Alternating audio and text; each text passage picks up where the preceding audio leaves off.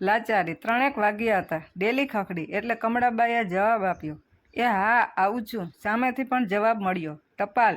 હળવે હળવે ચાલીને એણે ડેલી ખોલી. આવનાર જાણીતો જ હતો. એ બોલ્યા, તું પોપટનો દીકરો ને? તારું નામ ભૂલી ગઈ.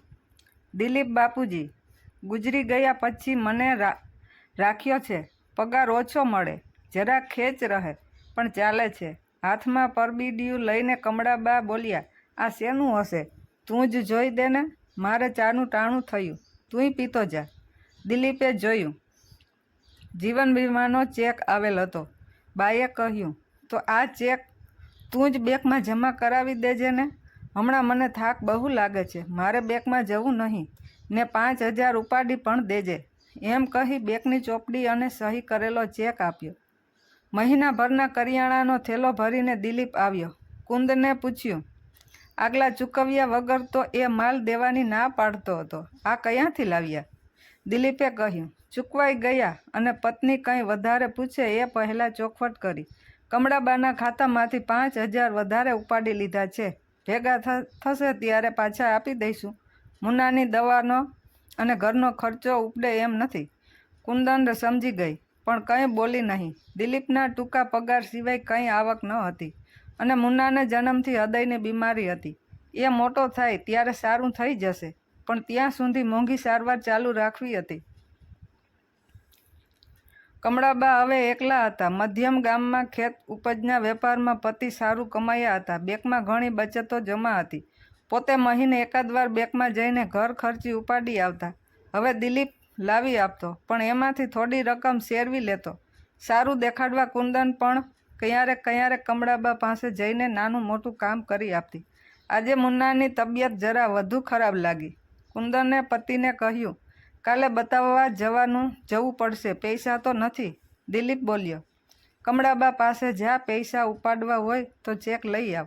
કુંદન ગઈ. કમળાબાએ કહ્યું, મારે ખપ પૂરતા તો છે, હમણાં ઉપાડવા નથી. કુંદન મૂંઝાણી. થોડું વિચારીને બોલી, પણ બા, મુન્નાને બહુ મજા નથી, કાલે બતાવવા જવું પડશે, થોડા ઉછીને આપશો?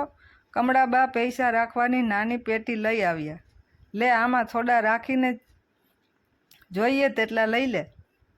દવાખાનેથી આવીને રાતે કુંદને પતિને કહ્યું, આપણે આમને આમ ક્યાં સુધી કમળાબાને છેતરતા રહેશું, અને ચોરીના પાપના પૈસાથી મુન્નો વધુ માંદો પડશે. આપણે આ સારું નથી કરતા. દિલીપ મૂંગે મૂંગો સાંભળતો રહ્યો.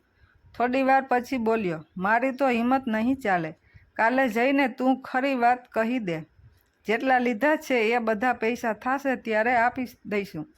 કુંદન ગઈ કમળાબા પાસે.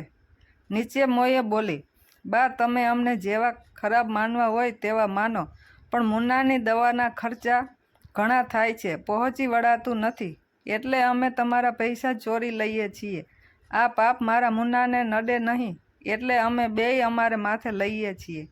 તમારે જે સજા કરવી હોય એ કરો. એ નીચું જોઈને કમળાબાના જવાબની રાહ જોવા લાગી. કમળાબા બોલ્યા, લાચારી માણસને શું નથી કરાવતી. મને વાંચતા આવડે છે. દિલીપ પહેલીવાર 10,000 ઉપાડીને મને 5 આપી ગયો હતો. એ વખતે મને ચોપડી પરથી ખબર પડી ગઈ હતી.